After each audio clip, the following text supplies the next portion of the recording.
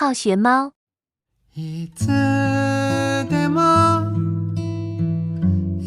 Hello， 大家好，我是在练习生丙星星。本周呢没有视频播客，是因为我这周需要去出差，然后我就想说，还是以这种轻量的方式，可以让自己保持更新的话，比可能断更来的更加的重要吧。所以这一期节目呢，就是单纯的是一个音频的版本。然后在上期节目当中呢，有一位听友他问了一个问题给到我，后面发现说，下面的评论区非常的热烈，所以我想说能不能回应一下大家，跟大家去一起探讨一下这个问题。那这个听友他是问说，我最近有一个困惑点，每次看朋友圈总觉得很焦虑，觉得自己的生活很无趣，想知道到底怎么样才能把自己的生活过得精彩。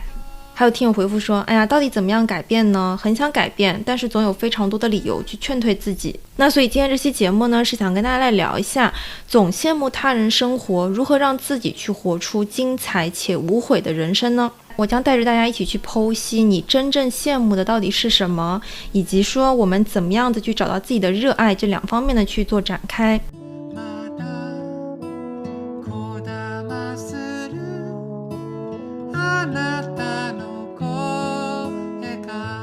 那首先第一方面，我们需要去剖析一下你真正需要的东西它到底是什么。因为羡慕这个事儿吧，它其实讲起来还是挺复杂的。它可能不单单是羡慕这个事件本身，你也可能是羡慕的是说它呈现出来的，在朋友圈里面呈现出来那种生活的状态，他自己那种很有生命力的状态。但也有可能是说你只是羡慕他那么一下，如果你再进一步的去想我要成为他的话，我会觉得很心累，然后我绝对不想成为他。就这个羡慕它其实也分为不同的一些方面。那首先呢，来聊一下，如果说你羡慕的是他事件的本身，比如说你羡慕她长得很漂亮，你羡慕她可以周末的时候有非常精彩的一些生活，她可以去梧桐区拍照啊，就上海梧桐区现在很漂亮嘛，她是那种精致的都市丽人，她可以去梧桐区拍照，她可以去国内外的各种地方去旅行，你非常羡慕。而且你确实也是想做到这些事情，比如说你可以变得漂亮，比如说你也可以去梧桐区去拍出这么漂亮的照片，或者是跟她去一样的一个旅行的目的地。这些事件呢，我统称为说我们够一够就可以达到的东西，就它确实是你内心当中非常羡慕、非常想要做到的、达到的事件。它不是一个明晃晃的，就是我只是羡慕他可以去到这个地方，我只是羡慕他很热爱自己的生活，这些很虚无的东西，而说它是一个很落地的，我确实就想成为他，我确实就想拥有跟他一样拥有的东西。那这里就有人问了，我已经知道说我真的很羡慕他有这些东西，我也很羡慕他可以有很多好玩的地方，可以拍出好看的照片，可以去很多地方旅行，但是我就是没有动力，是为什么呢？很多时候没有动力是因为说你内心当中有阻碍。当你有一个念头产生的时候，比如说我想要让自己变漂亮，我想今天出门去看枫叶，去感受一下这个冬天，但是很多时候你下意识的就会反应是说，但是化妆很难呐，化妆很烦呐，然后出门也很冷呐，出国旅行的话太贵了，找搭子也很累呀，就这一些很多很多的借口，很多很多的阻碍会在你想出那一个你羡慕的点，然后你想要去成为他的那个时刻之后，下一秒钟他就会出来攻击你，他就会把你给拦住。但很多时候我们只要去破除这一个阻碍的话，我们就真的可以去达到那一些你想要达到的目标。如果说我们真的可以去破除这些阻碍的话，我们就可以去达到自己想要的那种人生。你可以试问一下自己当你真的去达成了刚刚我所说的你羡慕的那一些点，你羡慕别人漂亮，你羡慕别人可以去很多旅行的地方，如果你真的达到了的话，你是否会真的油然而生一种我真的很开心，我真的很幸福，我真的帮助自己去完成了一种心愿的那样的满足感呢？就很多时候你可能设想着说它有非常非常多的阻碍，但是当你去慢慢的克服一个一个阻碍，然后真的去完成了的时候，那种成就感是无与伦比的，是可能你在日常生活当中，可能你只是吃了一个好吃的饭，然后喝了一个好喝的奶茶，这些事件它总统的加起来都达不到的那种幸福的感觉。就我自己个人来说，我还是非常有感触的吧，因为我之前一直有一个心愿嘛，就是说我可以去很远的地方去旅行。我在我可能上班之前，我都没有去过出过亚洲出去旅行的。然后那时候在网上面有看到非常多漂亮的照片，比如说有人去瑞士了呀，有人可以去英国去留学呀，然后去把欧洲玩个遍呐。那时候的我也是真的非常羡慕大家可以去看这么大的世界，也很羡慕说有些人可能10几岁的时候就已经被带着爸妈就去到了非常远的地方，欧洲什么的，很多国家都去旅行过了。就以前可能我小的时候并没有这种羡慕之情，那时候可能没有看到这些漂亮的风景，没有激起我那种心中的欲望。但是等到我可能在大4的时候，快要毕业的那个时间段的时候，我就是对这个土地有了非常大的一些向往，以及非常大的一个好奇心，然后我就真的很想要去欧洲旅行。但这时候肯定很多人就会说啦，其实心里面还是有非常多的阻碍嘛，比如说去欧洲旅行，它肯定很贵吧，非常非常的贵吧，一定贵到是说我根本承担不起吧，或者是说，我现在目前的这个时间，什么样的人可以匹配得了我现在的时间，什么样的人真的很恰巧的也对欧洲感兴趣，然后跟我成为旅行搭子呢？我身边最亲近的朋友，我问了他们一下，他们好像都对欧洲没有太大的兴趣，这也是我当时碰到的一些阻碍。比如说我去问了我的最好的朋友，问了我的高中同学，他们都跟我回复说我不是很想去我可能之后有别的事情，这段时间没空，或者是我之前小的时候已经去过了，我觉得也没有什么太稀奇的，我就没兴趣，就不想去。但当时我其实也就问了大概4、5个人的情况吧，那些4、5个人可能是我认为说我跟他出去旅行是没有什么负担感的，那如果说他们真的同意了的话，那肯定是最好的一种状态嘛。但是大部分情况之下肯定都不会是太顺风顺水的。那还有就是说问我的家人，他们也说我这个地方我已经去过啦，或者是我妈妈不是很敢坐那种长途飞机，如果我再绑着她去的话呢，她会觉得我是在绑架她，她会有非常大的心理的负担，那我也不希望我的妈妈可以去承受这么大的不开心的感觉。那我后面很多人可能就在此就给放弃掉了，包括是说对于那些天价的可能你根本没有概念的一些旅行的支出费用，这个可能也是会让人感觉到劝退的一个点。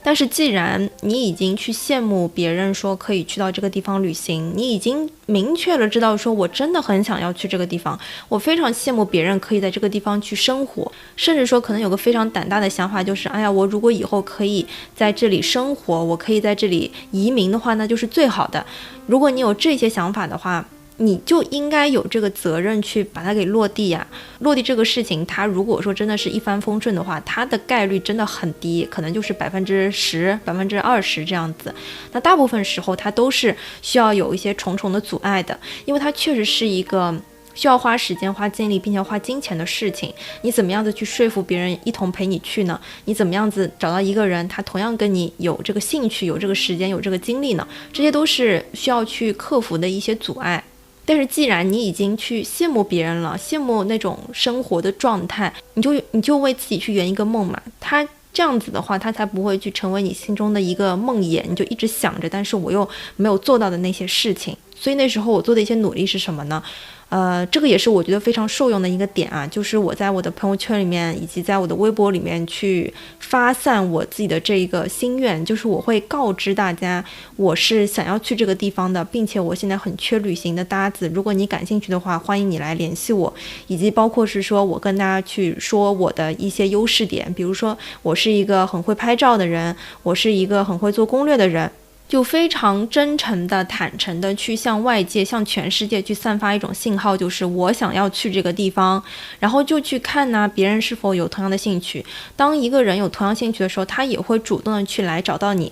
然后我其实第一次去欧洲的时候，我的找的那个旅行搭子，目前他也成为了我最好的朋友。就我其实是一个非常幸运的人，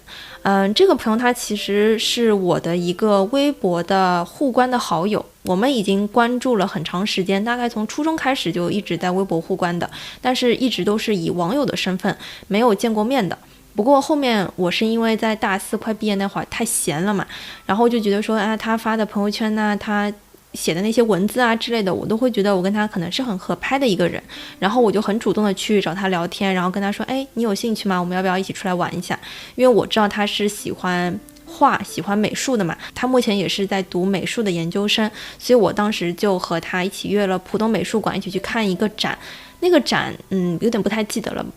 不过是说还是挺不错的吧。然后我们2个人就非常开心的一起去看展。就见的第一面就觉得说两个人非常合拍，然后可以去聊很多很私密的一些事情。我记得说当时我们两个人看完一个展了之后，然后他可能还有第2层第3层，但是那时候就是因为很想聊天嘛，所以我们坐在一个休息区，那个浦东美术馆有一层里面有一个休息区，而且可能还是儿童休息区，我们就坐在那边，然后一直在聊一些别的话题，比如说一些感情问题啊，比如说一些其他的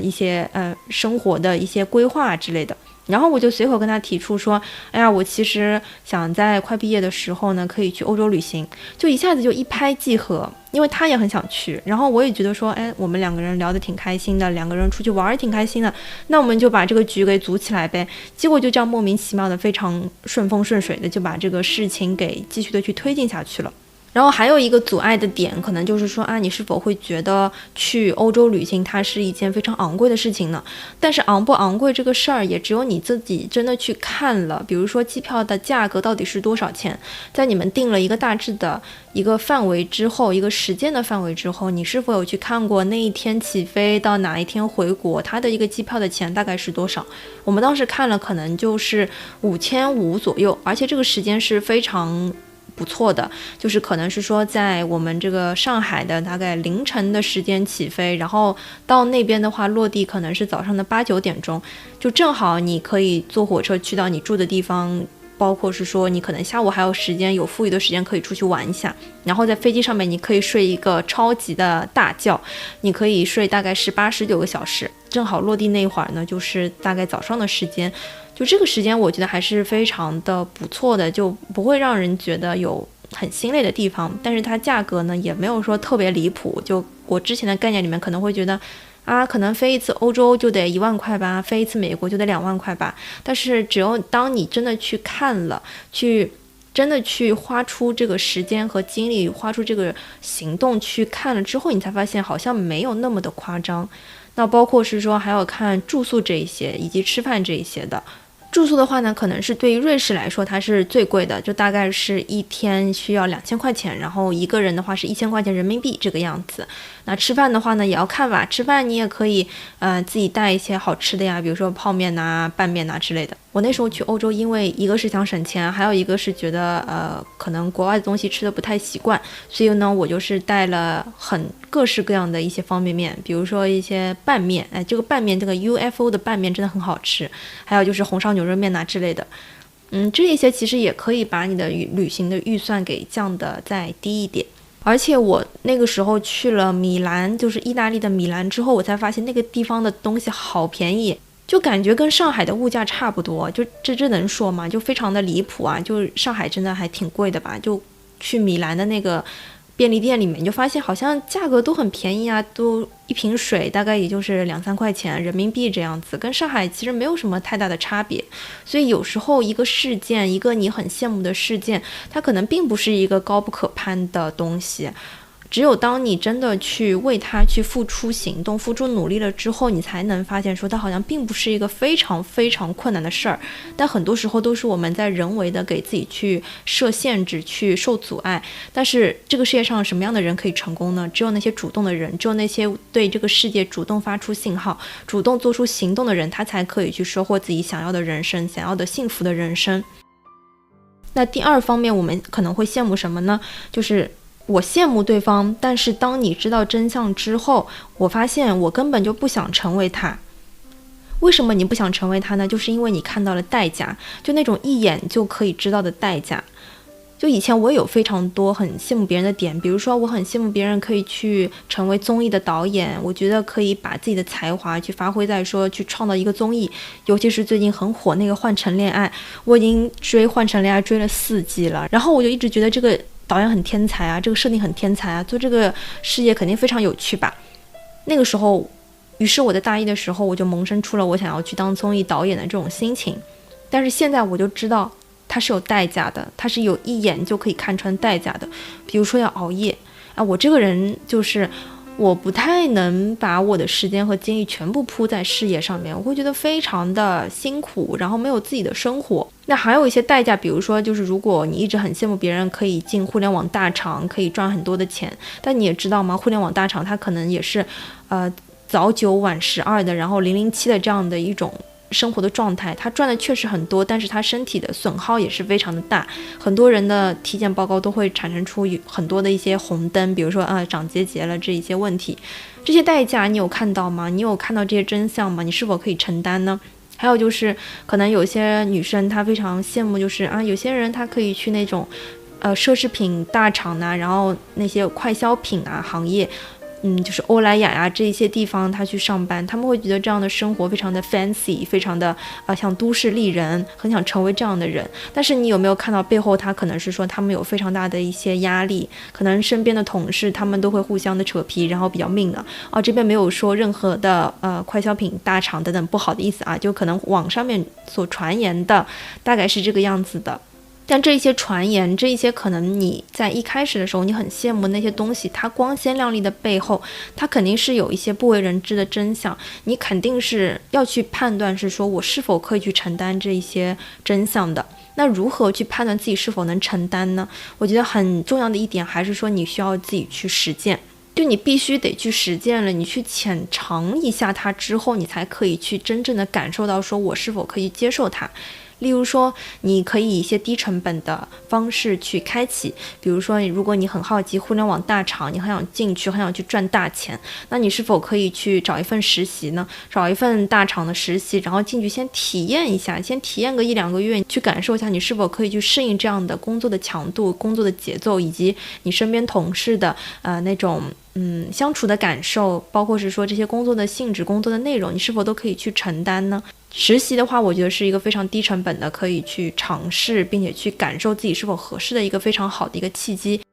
那还有就是说，我之前还有个想法就是我觉得国外的人很幸福我一定要移民。但移民这个事情它肯定也是非常大的一个决策嘛，所以很低成本的小幅度的一个尝试，就是说我可以去那边旅行，我可能可以旅行个稍微长一点的时间，然后看看说你能否接受，你能否依旧还觉得它非常的美好。我在第一次去欧洲旅行的时候，我就觉得那边真的是一个天堂，我就一直很想住在那里。但是在我第2次去的时候，我发现那个地方在夏天的时候是没有空调的，而且他们夏天的温度目前因为全球变暖，然后温度也非常高。我去的那几天在瑞士的可能海拔都有一些的地方它都可以去达到31-2度的一个温度，而且在欧洲它的日照时间是非常长的，它可能早上9点钟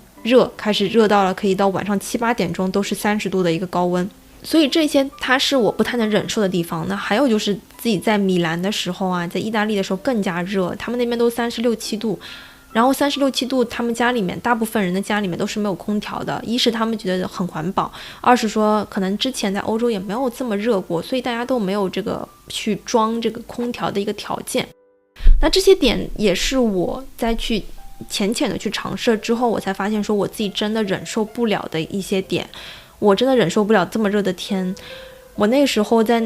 欧洲那几天，我觉得我整个人的脑袋都是宕机的状态，也不太能旅行的进去，而且是真的热到我因为手一直会去拉比较重的那个30-40斤的行李箱嘛，回去之后又没有空调，导致说我的手掌都被辣得非常非常的疼，就需要在当地去买那种清凉的药膏，然后去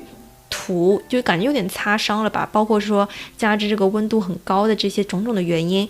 就这些点都是让我觉得我自己难以忍受的。不单是对于食物难吃这个事，而且还有就是温度实在太高了，我自己有点适应不了这些点，所以它才会让我去对我曾经羡慕的一种生活去感到祛魅。就我知道说你曾经喜欢的那个羡慕的样子，它可能并不像你想象当中那么美好，真的只有当你去试过了，你真的去体验过了，你可以微小的去体验一下之后，你才能知道我自己真的适合什么东西，我不适合什么东西。所以这个时候我们一定要多多的去打破信息差，你要去知道你羡慕的东西的背后它的真相是什么，它的代价是什么。它有很多种方式可以去帮助你去搜集到这个信息，比如说你可以去内观，你可以知道说我自己难以忍受的点是什么，我对于工作难以忍受的点是什么，还有就是你可以自己去做实践，以及说你也可以去跟行业内的可能你之前的学长学姐他有去过这些地方的，你可以跟他去聊天，然后去问问他说你觉得这个工作最辛苦的点是什么，这些你都可以帮助自己去看清这个事物它的优缺点。就像你谈恋爱一样的，你看到这个人的优点，你必须也要看到他背面的，它可能最真实的那个样貌，它可能会展现出来的一些缺点。所以有的时候我觉得每个人他达成的一些成就，他肯定是非常艰难的，他是需要付出一些代价，他才可以去获得那些可能表面看起来非常光鲜那样的一面的。比如说有很多人他会很羡慕啊，有些人自媒体为什么做得这么好，他不光是他的工作非常好，然后他自媒体做的也非常好，就数据很好呀，广告接的也很多，但是你不知道的就是他可能每天都会要花更多额外的时间在自媒体上面。很多时候你在家里面只想要躺着的那些瞬间，人家在花几小时的时间在熬大夜，再去剪辑，再去对商务，就一直在处于这种工作的状态。你是否可以去接受这样的工作的状态呢？只有当我们真的去看清了这些真相之后，你才能真切的知道我是否真的羡慕对方，羡慕那种生活的状态，然后先去魅吧。只有当我们看清了真相之后，我们才可以辨别我是否是真的羡慕他，还是说我只是一种假性的羡慕，假性的去羡慕他得到那些好处，而不去看到他付出那些代价。那第三种羡慕呢，它可能是你羡慕的是他呈现出来的一种状态。这个比较抽象啊，但具体点来说，比如说我非常喜欢的一个博主是你好竹子，然后他自己也有他的一个单口播客叫害羞，我就非常喜欢他的播客。他目前在非常努力的一个方向点就是跑马拉松。他在他的 vlog 里面，他在他的播客里面都一直会去聊天，就是说他怎么样子去非常努力的去跑马拉松。他不光在上海跑马拉松，他还去德国柏林去跑马拉松。然后跑马拉松这个事件肯定也是非常要付出很多苦功夫的嘛，就他要花几个月的时间，大量的时间一直去训练，风吹雨淋的，热天的什么的都得去训练。包括是说里面有非常多自己的内心的挣扎，但是大家可能看到的都是他光鲜亮丽的一面，就是他跑下了这个马拉松，然后他也成功的去破了自己的一个个人的记录，他得到了这一切。但是你要分清楚的就是你是羡慕他跑马拉松，还是你羡慕说他去追求马拉松，想要去攻破马拉松所展现出来的这种活力，这种我有自己攀登的事业，这种执念，这样的一种生命力的状态呢？很多时候我们羡慕的不是说他得到的那个成就，而是说我们羡慕的是他在不断的去想要抓住他的这个成就的这个过程当中所展现出来的这种活人感，这种生命力。就比如说我最近在看《恶作剧之吻》啊，这是我人生当中第一次看这部剧，但是我觉得这个非常有的魅力，我就非常喜欢里面那个湘琴啊，她就是义无反顾的，非常非常喜欢里面的那个直树。我不是喜欢的是说我也要找一个像直树这样的老公，而是我很喜欢湘琴她在追求直树的时候那一种很强大的生命力，很顽强的不打倒的，依旧非常乐观，依旧非常开朗的去追求对方的那种冲劲。而且你能看到是说他的生活是有奔头的，他去上学，他去考试，都会因为直树的存在而让他更加有动力。比如说他为了跟直树更加靠近一点，他去考进前100名啊，他去选择当护士啊，然后不断的去学习啊之类的。我喜欢的是他呈现出来这种不断向上的状态。如果一个人他一点想要追求的事业都没有的话，他可能就会呈现出一种哎呀我什么都无所谓，我也不知道自己应该活成什么样子，就会陷入一种生活很没有意义的这种空虚的状态里面。但是当你有一个很想要去追求的很执念的东西的时候，你才会呈现出一种非常迸发式的非常向上的那种生命力。所以很多时候我们并不是去羡慕对方的事件本身，他获得的成就本身，而是说我们羡慕的是他在这个过程当中所呈现出来的这种很有朝气的活人的感觉。这个才是你可能真正想要去追求的，可以真的去点亮你的生活的东西。那很多人在这个时候就会问啦，我怎么样的去找到自己的热爱呢？找到那一种可以让自己去焕发新生很有生命力的事件呢？那跟大家分享几个方法哈。首先第一个点，在机会面前先不要说自己不行。就有非常多人他都会下意识的在别人跟你说啊你这个有天赋哎，你这个很擅长的吧，你可以去试一下哦，在别人去给到你一些方向感的时候，你第一反应就是啊我不行啊，我做不到的啊，我不要。就这种下意识的否定才会导致说你很多你羡慕的事情你做不到，它才是阻碍你的一个非常大的一个邪恶的源泉。一个事情你没有去做的话，你根本就不知道自己是否可以办成。为啥你在很多的时候在一开始的时候就对自己没有任何的信心呢？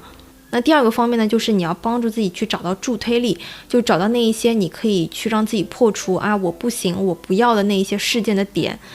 其实现在我也想了很多就是助推力它可能外界的助推力有哪一些呢？就对我来说，我生命当中的对我的助推力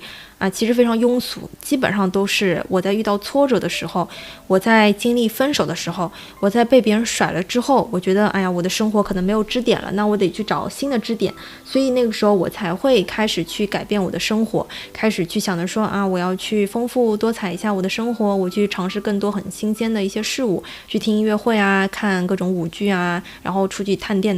并且开始做自媒体这些都是可能在我分手之后，我觉得自己的大部分的精神力没有地方可以去归属的时候，我会开始去做的一些事情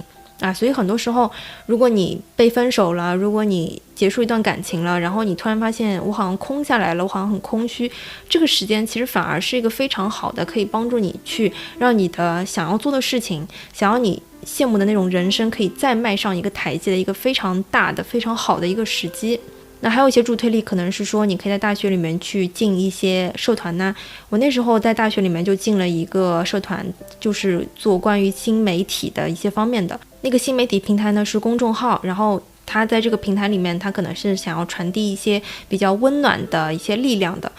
以及说我们里面的人呢可以去写文章，也可以去做活动，所以那个时候才会慢慢的去萌发出来我喜欢写文章，喜欢去做自媒体的这个心，我才能发现说我自己好像是对这个事件是感兴趣的。以及是说还有一个比较邪修的方式，就是你可以算命算命这个事件呢也算是一个助推力吧，就是你可以看到你这个人本身，你这个命当中你是否有自带你比较擅长的一些点，比如说如果说你的紫微里面你那个巨门比较旺的话，你的巨门在你的事业宫里面的话，可能就是你的口才是很好的，你可以去发挥你的口才，然后让你的口才去帮你赚钱。那我自己的话呢，我就是发现我在八字里面，我的食神和我的偏财是比较旺的，所以我天生就是一个比较适合做自媒体，然后比较适合走文化艺术领域的一个人。在有这一些可能命上面的加持之后，我就更加有这种动力，更加有这种恒心，就是说你肯定是能做成的，你现在还没成，只是时间问题，但是你绝对可以成。我会有这样的一些心理的暗示给到自己，一些积极的力量给到自己。那这个我觉得看算命的话，也是给到你自己一些人生的方向吧，就是它可以冥冥之中给到你，就是说你好像适合这个，要不你去试试看。所以我认为，当你想要去找到一些让你很有生命力的一些事件，让你找到你的热爱的话呢，算命它可能给到你的是一个方向感，给到是你的一种助推的力量。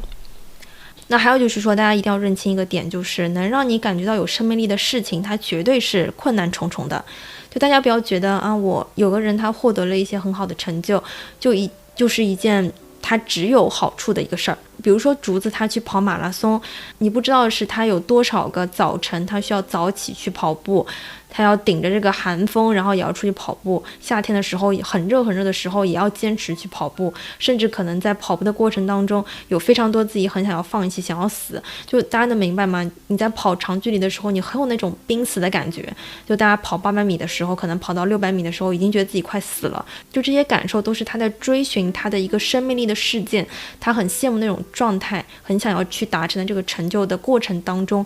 需要去经历的那一些很痛苦的时刻。所以很多时候哪些东西它可以让你感觉到有生命力，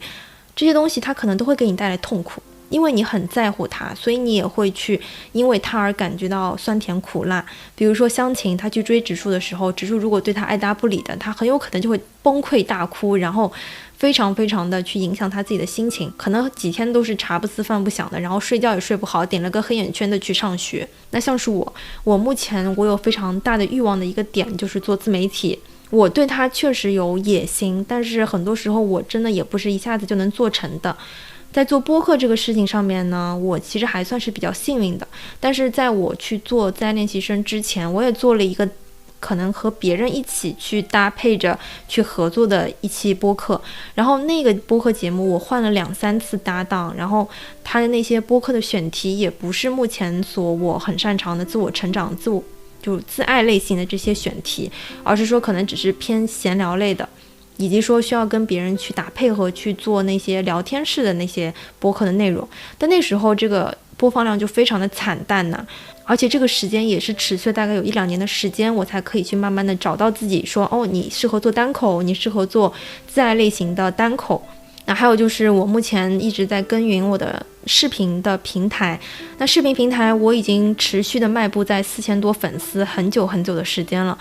以及最近的视频的一些播放量啊数据都不是很好，就可能只有10几20个赞这样子。那我也是非常努力的想要去找到一些办法，就是说我怎么样子可以去创作出更多大家喜欢的内容，并且是我也很喜欢的内容。就这些点它都是我想要去迈进我羡慕那种人生，我羡慕那种成就的时候所需要去经历的那些必经之路。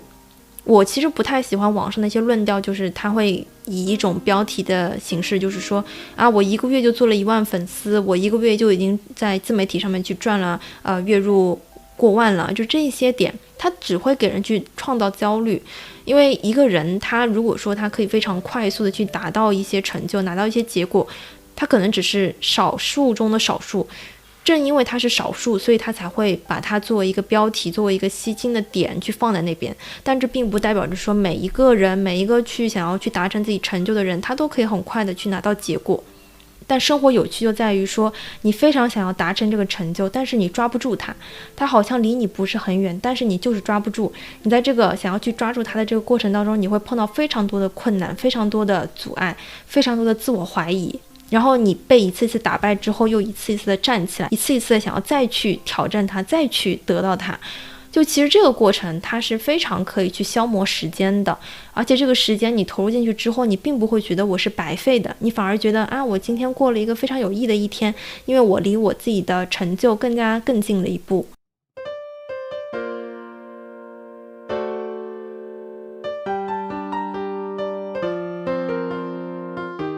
所以总结一下，大家不要仅仅是看到羡慕的那个事件它好的那一面，它当中必定是会夹杂着非常多的酸甜苦辣的，但是也只有当你经历了那些酸甜苦辣之后，你才可以去感受到那些甜到底是有多么的甜。那以上呢就是本期节目的全部内容啦，下期再见，祝你健康，祝你幸福，拜拜。